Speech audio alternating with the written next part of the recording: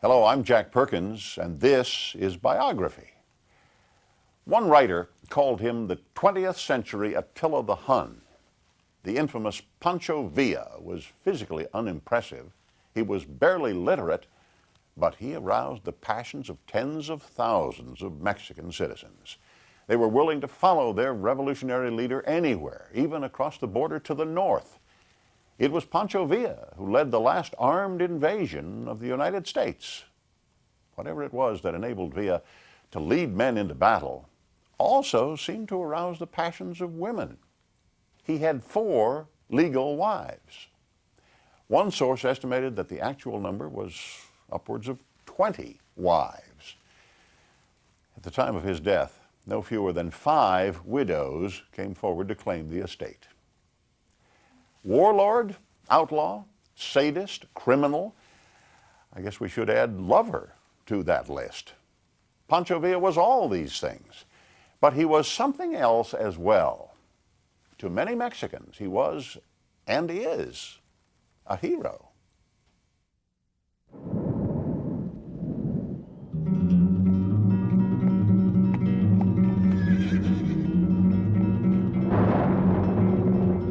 Legend has it that he was born during a raging thunderstorm in 1877. A prophetic beginning for the fury and violence that would dominate the life of Pancho Villa.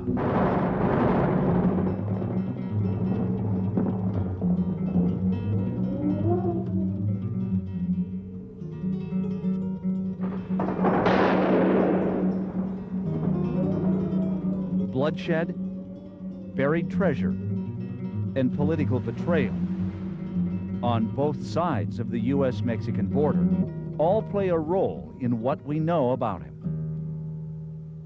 But for years, experts have disagreed about whether Pancho Villa was a decorated national hero or a merciless outlaw. The truth falls somewhere between the facts and folklore that have surrounded him for almost a century. Who was Pancho Villa? In terms of the revolution, I think it was the strongest revolutionary in Mexico. He would take anything he wanted, any food, any women, or whatever he wanted, and that he was a very ruthless man. Pues para mí, y para muchas gentes, for me, and for many people, he was a military genius, a great leader, not just with a gun or a machete, but with his mind. My opinion is that he was an evil person.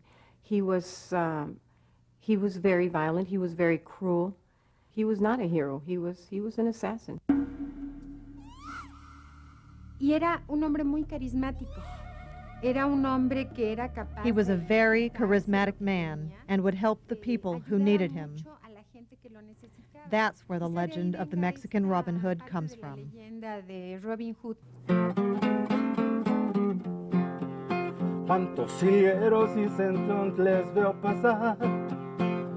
He's been immortalized in folk songs and murals, glorified in public monuments, but also scorned by many with memories of atrocities. He grabbed the baby by the feet and slammed the baby head first onto the street.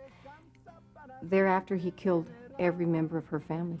He would cut off the soles of people's feet and drag them behind horses.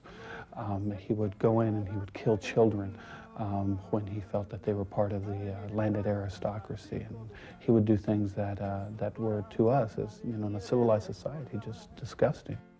But I can say that it was a war. You cannot stop doing brutal things in a war. He was a Robin Hood. He robbed from the rich, he gave to the poor. He killed the poor, he killed the rich. He stole from the rich, he stole from the poor. Que viva mi general Francisco Villa! History books know him as Francisco Villa, but he was born Doroteo Arango. He came from a poor family, in the state of Durango. He was born in San Juan del Rio. Like millions of impoverished Mexican peasants, Doroteo seemed destined to a life of backbreaking labor under hopeless debt to a rich hacienda owner. The poor people in this country became poorer, you see, and the rich people became richer. It was a system where the common man had no vote, no say whatsoever in the type of government that was looking after his interest, or supposedly looking after his interest. In the late 1800s, Mexico was ruled by the tyrannical regime of President Porfirio Diaz, who held power for almost 30 years. It was a time of tumultuous unrest in a struggling nation whose history was already drenched in the blood of freedom fighters. A young peasant boy with a quick temper was about to emerge as a key figure in a decade of devastating civil war that would change the history of North America forever. At the age of 12, while working on a hacienda, Doroteo killed an aristocrat who had raped his sister.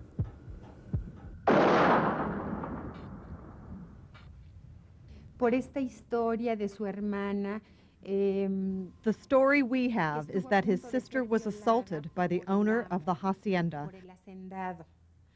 Y Villa, en un arranque de And Villa, in a rage of anger, in order to defend his sister, shoots the hacendero. Surge la proscripción. This is a story Villa himself used to tell. He was instantly a fugitive with a price on his head, living in the wilds by stealing cattle. Sus dorados nadie quiere recordar. Folk tales say by the time he was 20, the young outlaw had used a knife to kill a policeman who tried to arrest him. And while he was a fugitive, one step ahead of the law, he decided to change his name. His real name was Doroteo Aranga. And where the Pancho Villa comes from, most people still argue. Some say that it came from an uncle, some say it came from a grandfather, some say it came from a friend who was slain.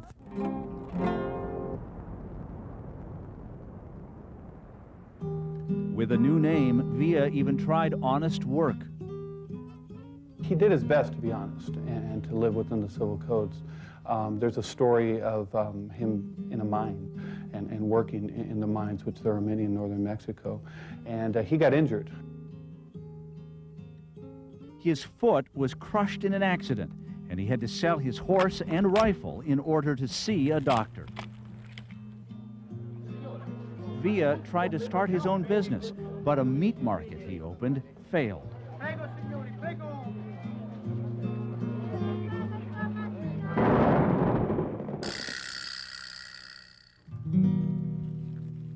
Pancho Villa returned to the hills of northern Mexico to do what he was good at.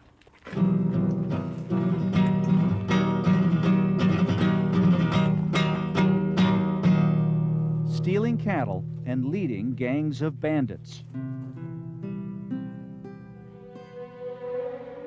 In 1910, the young outlaw met Francisco Madero, a political idealist with revolutionary ideas.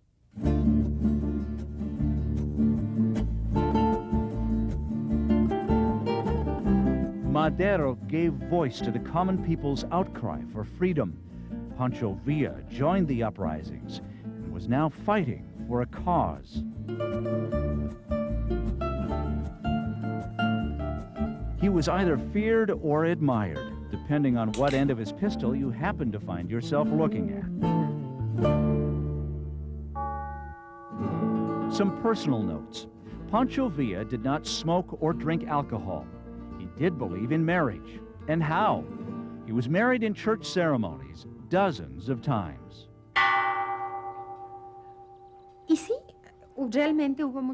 Yes, it's true there were many women in the life of Villa. The ones I've learned about through my study are the ones with whom he had children. We are a large family, but we all know each other. Villa's first official order in Madero's revolutionary army was to hunt down and kill a local judge friendly to the federal government. Villa proved to be a good rebel and was soon promoted to the rank of colonel. I think that he felt he had to kill in order, that the ends justified the means of the revolution. Pancho Villa carried out a lot of atrocities, but ultimately his goals and his principles he adhered to throughout most of his life. He was a person who believed in that poor people had a role in the civil society, more than just being slaves, but as being a part of the process and an equal part of the process of a civil society. In his lifetime, he was known by many names, perhaps the most fitting, El Alacrán, the scorpion, because like that tiny predator native to the Mexican desert, Pancho Villa would prove to be mysterious, elusive, and most of all, deadly.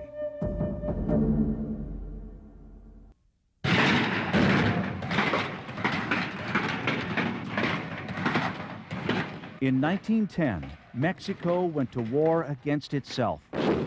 Rebels took up arms throughout the country, attacking the federal army.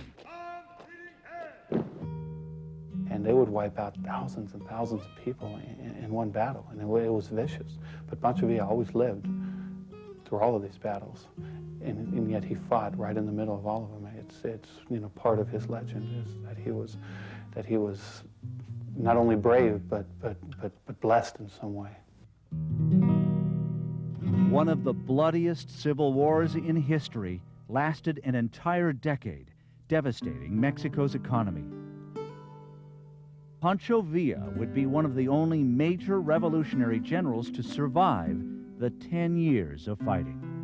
Villa's tactics were charge, and his army, he called them the Dorados, the golden ones, and they simply, like a vast sheet of fighting men, they just simply overran and overwhelmed and just crushed everything that lay in front of them.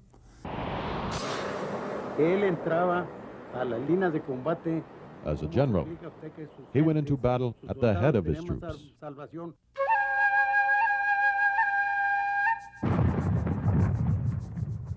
Life for a Mexican revolutionary was hard. Armies were often makeshift bands recruited on the run. Rebels would sometimes have to cross hundreds of miles of rough terrain just to get to the next battle.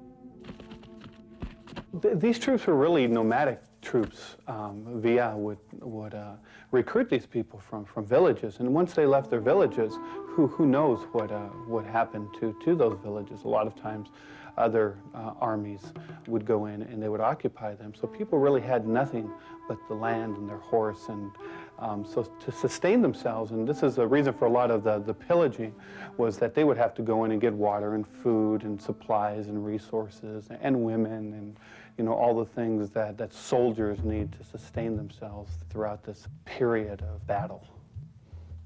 The stealing of cattle, the looting, was a normal and acceptable part of battle. The killing of people is also a part of battle. Depending on where you stand, where your viewpoint comes from, would put Pancho Villa on either in your good list or in your bad list.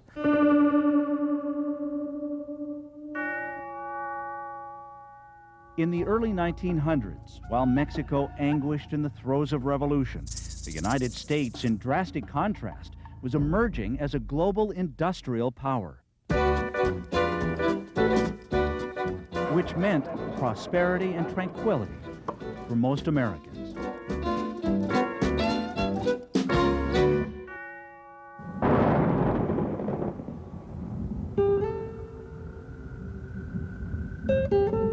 Meanwhile, in Mexico, there were few jobs not connected to the huge haciendas or the military call to arms. Americans could read the daily newspaper accounts of the turmoil in nearby Mexico while enjoying the relative affluence of their own lives. In 1911, in the United States, you could buy a new wool-tailored men's suit for $18, the latest fashion Sunday hat for $5, a lady's corset for $1, a pair of silk stockings for 69 cents, an ice cream sundae for a nickel, and a brand new Chevrolet automobile for $635.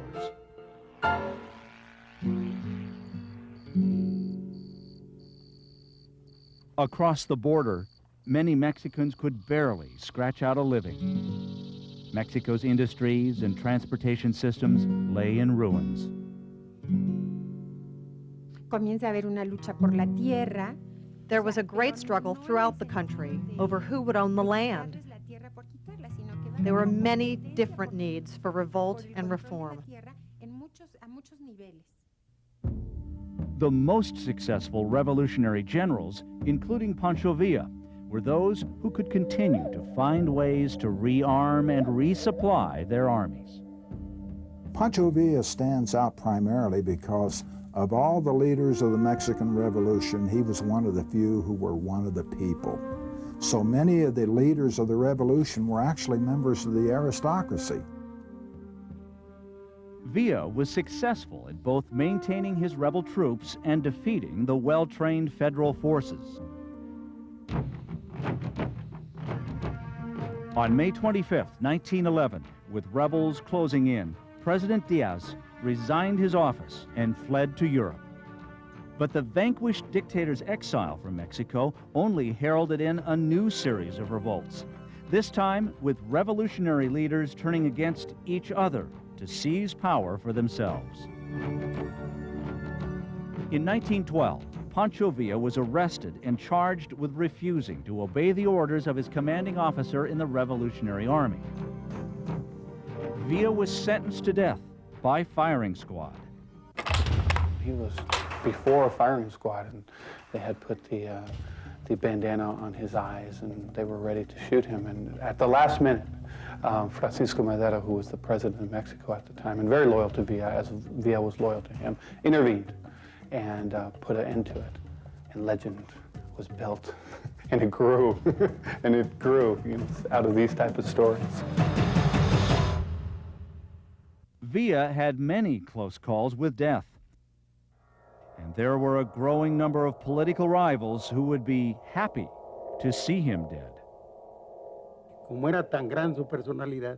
Villa was blamed for every crime anyone ever committed.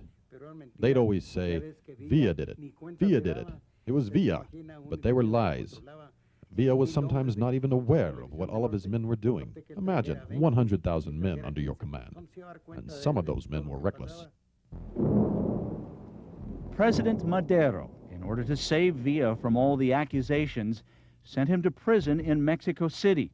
There, Villa befriended a legal clerk. Through his friendship with this legal clerk, he basically was able to maneuver himself and get a disguise as a lawyer, and he basically just walked right out of the prison in lawyer's clothes, and nobody noticed.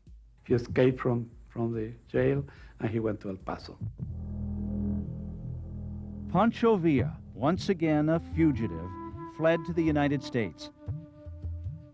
But after only a month, word came that President Madero had been assassinated by political rivals in Mexico City. Villa openly wept at the news of the assassination of his old friend. He returned to Mexico, vowing to avenge Madero's death.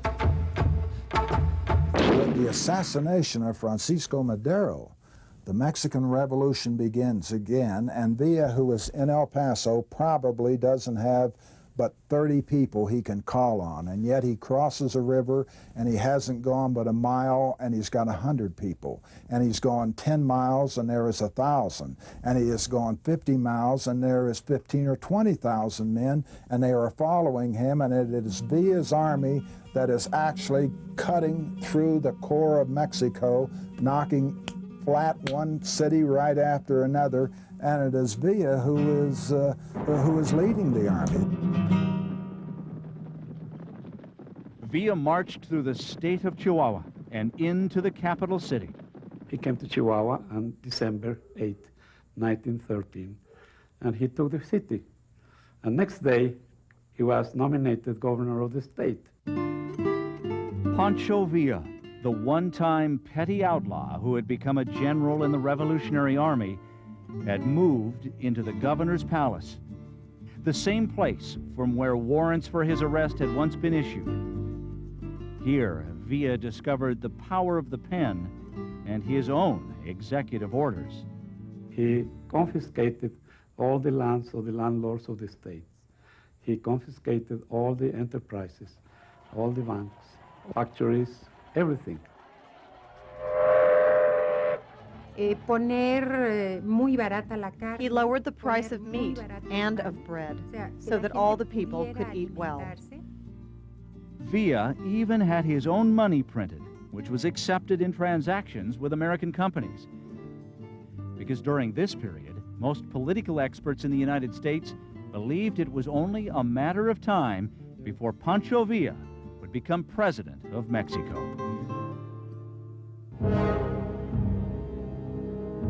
But the winds of war were still heating up across Mexico's landscapes, and Pancho Villa was about to be swept off the governor's chair and back into the middle of the battlefield, with enemies on both sides of the border. Between 1913 and 1914, Villa's Revolutionary Army won major battles as far north as Juarez and as far south as Zacatecas.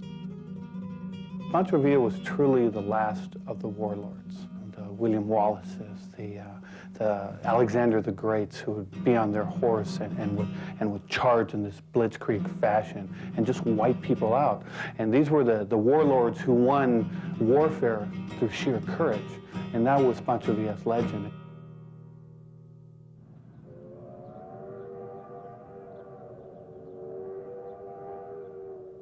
Pancho Villa discovered that railroad trains could transport an army and supplies quickly from one battlefield to the next.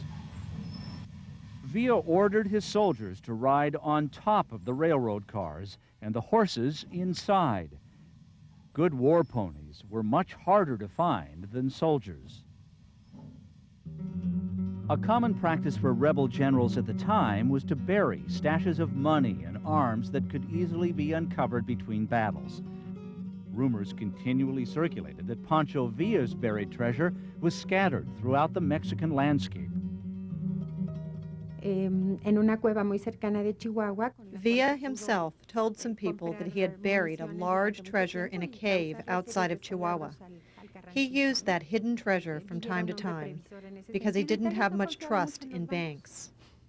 In December 1914, Villa's triumphant army marched south all the way to the national capital at Mexico City.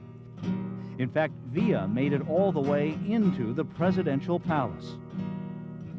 One of the great stories of the revolution is when Pancho Villa actually took Mexico City, and it became the interim president, if you will, along with Emiliano Zapata, who was the same type of warlord, but in the South. And here were the two peasant generals sitting there on the, there's a picture, and they're sitting there on the presidential throne, and they're laughing, saying, "Look at us, the peasants, and we've taken over.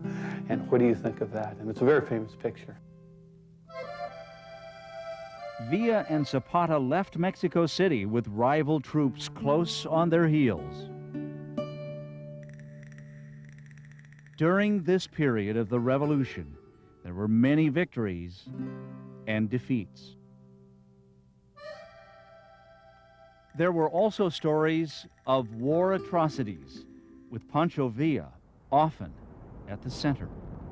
He comes through this little town in Sonora, and Villa now turns around, occupies the town, and says that come sunrise he is shooting every man, woman, and child resident in that community. And the priest goes to see Villa. In fact, twice he comes to Villa and begs Villa not to do this bit of savagery. And Villa says, if you come to me one more time, I'm going to kill you. The priest came to him one more time. Villa killed the priest. And the next morning, his soldiers executed something like 70, 80 men there in the village square.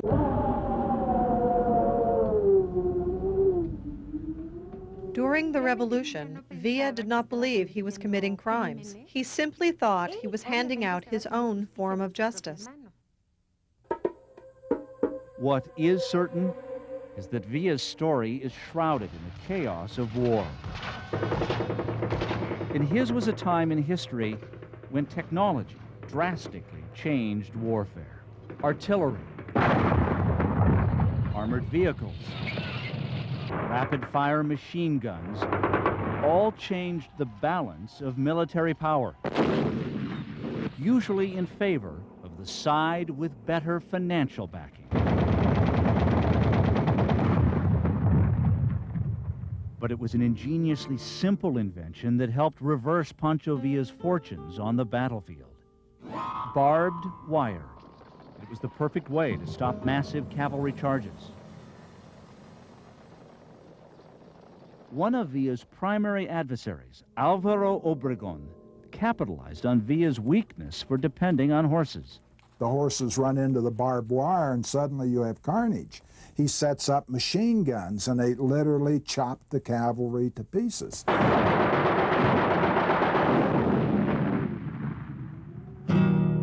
General Obregón defeated Villa in major battles at Querétaro, Celaya, and León.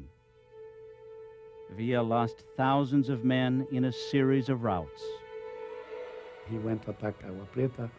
He was defeated and he came back to, he was defeated in Sonora and he came back to Chihuahua completely defeated and went to the mountains, to San Andres, and went back to the guerrilla fighting.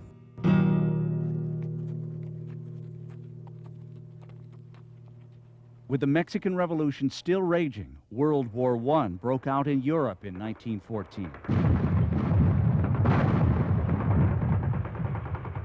Even though Pancho Villa's might had been greatly diminished, American authorities were worried about sending troops overseas when large numbers of armed Mexican rebels were just across the border. Villa had sworn to oust foreign influences in his country. American citizens held vast investments in Mexico, in land, cattle, gold mines, and in Mexico's lucrative oil fields. In April of 1914, the U.S. went as far as to occupy the Mexican port of Veracruz and its nearby oil refineries. But after 6 months of heated international protests, the United States withdrew. In October of 1915, even though several Mexican rebel forces were still at war with each other, the United States recognized Venustiano Carranza as the official head of the Mexican government. Los Estados Unidos darían el reconocimiento de facto al gobierno. The United States recognized the de facto government of Carranza instead of Villa. The Americans allowed Carranza's troops to cross through American territory to fight against Villa's army. American officials had looked the other way as Carranza's troops used American railroads to circle through U.S. soil and then attack Villa's men back in Mexico. Villa was furious. In his mind, it meant the United States had just declared war against him.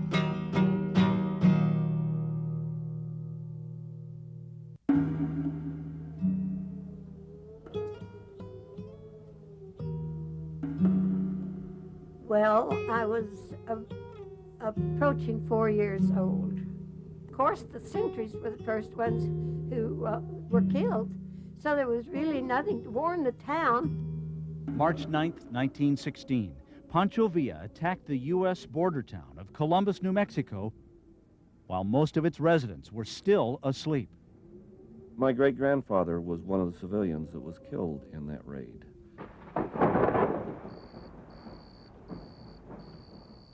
4:11 in the morning. One of the first bullets fired hit a clock and froze the exact moment for history. My mother said that they were awakened by bullets hitting the pipes, and stove pipes in the old-fashioned way of heating, of course, with little stoves. I think it was vengeance. And Villa needed arms, he needed food, he needed supplies.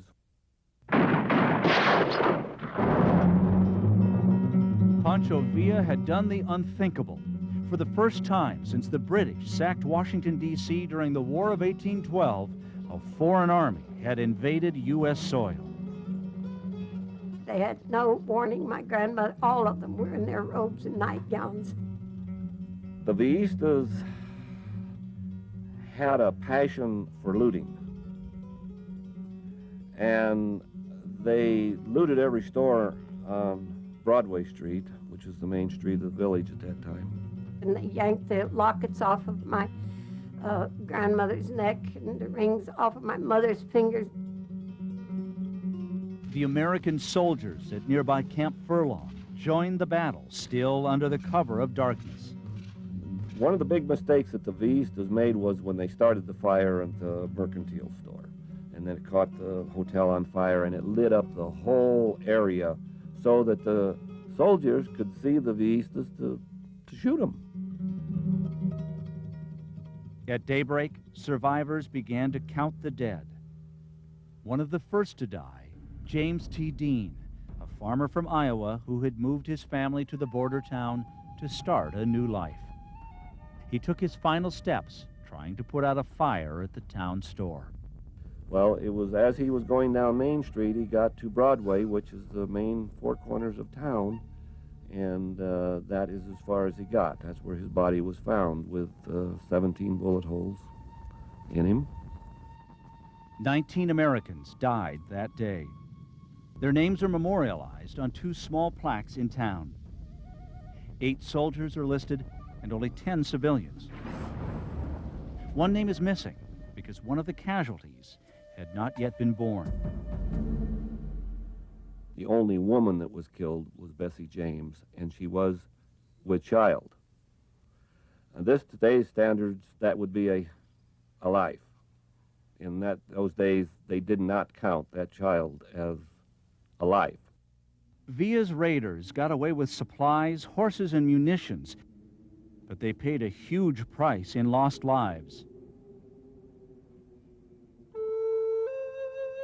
Villa had between 500 and 900 men when he attacked. At least 200 of them were killed or captured.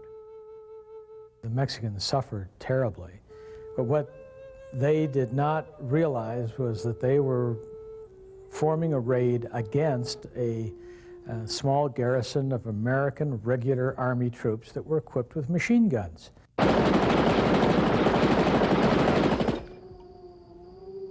The raid was over in less than 3 hours. But memories of what happened have lasted a lifetime. I've lived with it practically every day of my life. We stood looking at the ruins of the hotel. It was still smoldering. I guess it was mattresses and things. And they were crying, and my grandmother, they all put their arms around one another, and, you know, to a child, I was very struck with, oh, why are they all crying? And, oh, my grandmother, whom I dearly loved. And where was the hotel? Why were all these horses dead and in the street? I mean, really, this is incomprehensible to a 4-year-old. News of the raid sent shockwaves throughout the United States, all the way to President Woodrow Wilson in the White House. As soon as the United States was attacked by a foreign country, which was Mexico, even though it was a revolutionary, President Wilson had the power, under emergency power, to call up state militias on an international incident, which that was. A reward of $5,000 was immediately issued for Francisco Pancho Villa, alive or dead. But the American government was also calling out its big guns. El cual daban $50,000. I heard that after the raid, some Americans offered $50,000 for Villa's head, delivered from here back to the United States. American newspapers, which once had printed sympathetic stories about the peasant revolutionary, were now calling for his arrest. Now, as far as the Americans are concerned, he is simply a butcher, and he needs to be caught and he needs to be punished. An American court even indicted Villa for the raid. And only 7 days after the raid on Columbus, General John Pershing led 6,600 American soldiers across the border in pursuit of Villa. Officially named the Punitive Expedition, it was significant for many reasons. It was the first time the United States used airplanes in combat. The first time the U.S. cavalry used mechanized vehicles, including trucks and motorcycles, in a military assault. Ironically, they had to use mules and horse-drawn wagons to carry the fuel for their new war machines. It's the last time an American soldier went into combat without a helmet. It's the last time an American soldier went into combat without a gas mask. Pershing's army, which reportedly swelled to as many as 11,000 at times, ventured more than 500 miles into Mexico. The American Punitive Expedition, in my judgment, came about primarily because this was the American way of saying to Mexico, if you can't control your own borders, we're going to control them for you.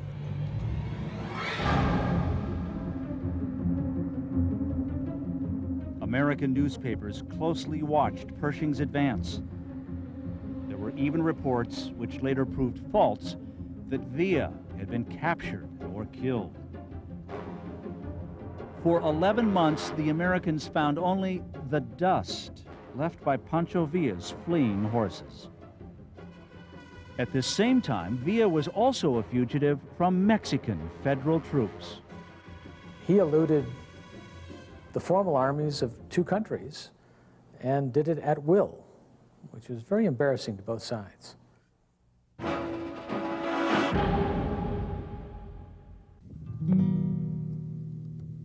By the summer of 1916, Pancho Villa was on the run from Pershing's American army and from Mexican federal troops.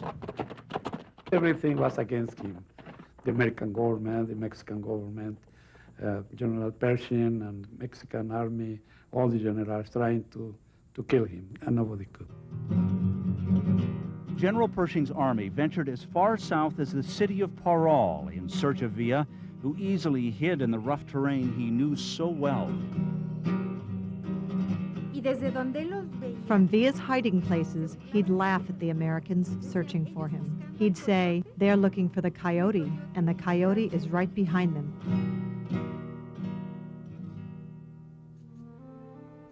America's incursion into Mexico in search of the outlaw Pancho Villa lasted 11 months and cost an estimated $140 million.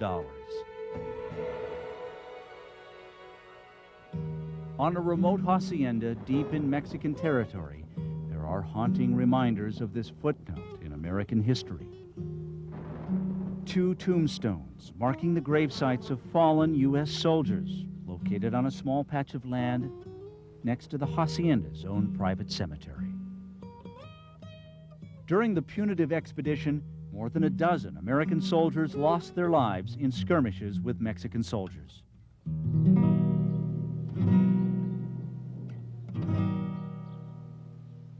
On February 5th, 1917, Pershing's army crossed the border back into the United States, never having caught as much as a glimpse of Pancho Villa. 2 months after the return of Pershing's army from Mexico, the United States declared war on Germany. Meanwhile, in Mexico, fierce fighting continued between rival revolutionary forces until 1920. A decade after it began, the price for peace would be the lives of 1.5 million Mexicans. That's almost twice the number of fatalities suffered in the American Civil War.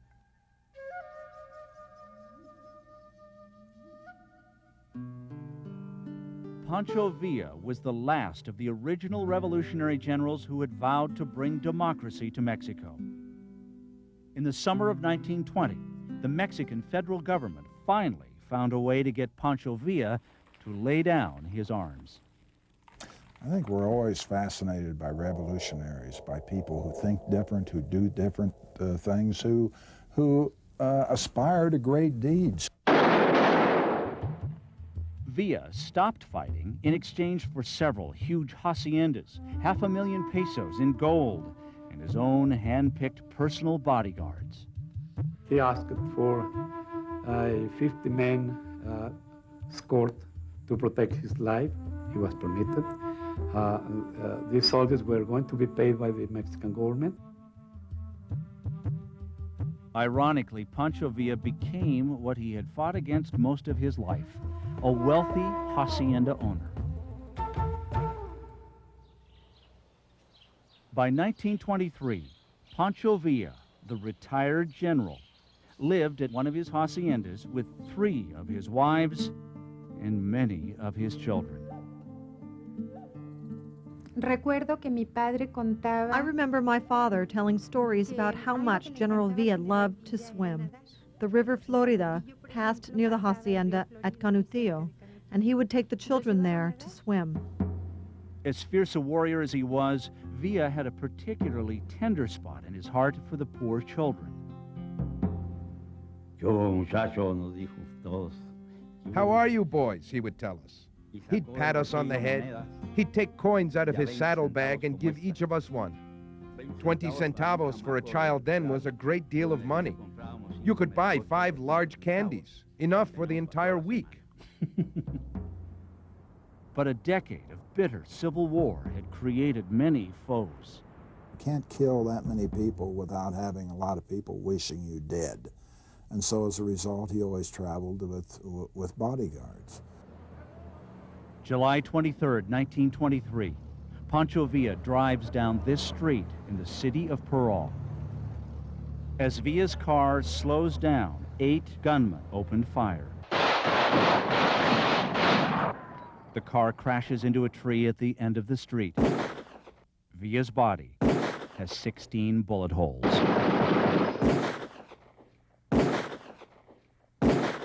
We were little boys, and being curious, we walked up to the car and put our fingers in the holes made by the impact of the bullets.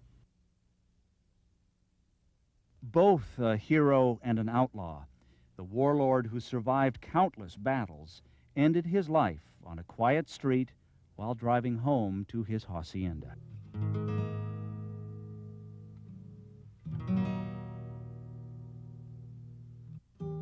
Francisco Pancho Villa's life helped define the spirit of his country's struggle for freedom. Pancho Villa's place in history is really a paradox, like Pancho Villa. On one end, he's a revolutionary idealist who's very firm to his beliefs and believed in things like public education, public health, good government. And on the other end, he was a vicious, mean-spirited, cruel revolutionary who would do anything to win. His legend is a complex mosaic of folklore and fact, which covers the atrocities of war and the indomitable human spirit to overthrow oppressive, unjust governments.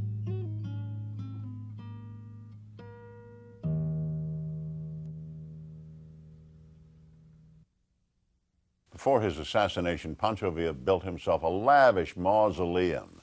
But Mexican authorities had him buried in a very simple grave. And 3 years later, in 1926, grave robbers broke into Villa's coffin and stole his head. The skull has never been found, but some historians believe it's at Yale University, and that Yale's ultra-secret Skull and Bones Society was named after Pancho Villa's missing body part. A spokesman for Skull and Bones denies it. For Biography, I'm Jack Perkins. Thanks for watching.